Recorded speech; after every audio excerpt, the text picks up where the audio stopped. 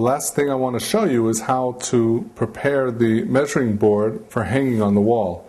Now, one of the ways we can do this is we can just put a small hole onto the top of the measuring board and then attach a string with some glue or some masking tape, and this will hold fine.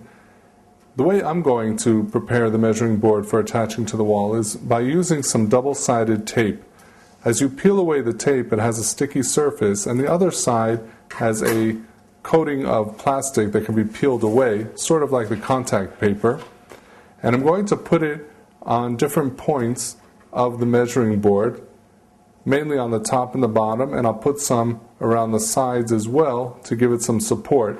The important thing to remember is that put the sticky side down on the measuring board and leave the plastic covering on the double-sided tape until you're ready to put it on the wall. Because once it's uncovered and it's left open in the air, it will lose its sticky surface and it won't be able to be attached to any other surface. So I cut little strips. Each strip is about 1.5 to 2 inches long, and I put it in different areas of the measuring board. Now, if I've covered the top and the bottom and some strips in the middle, I can be sure that once the measuring board is attached to the wall, it'll be nice and secure.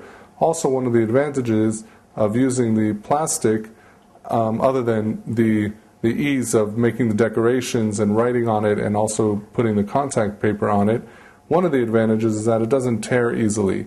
And usually when this is hanging on a wall and kids are touching it and they're drawing on it, they're making their markings to measure their height as they grow.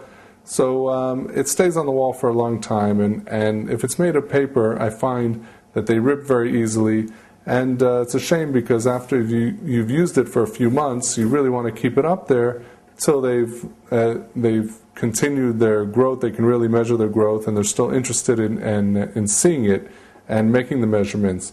So it's a type of project that you want to have hanging on the wall, could be even up to a year, 2 years. So you want it to be made of a material that's going to last. Now I've shown you how to put the double-sided tape to the back side of the measuring board, and now we're able to hang it on a wall in our child's room.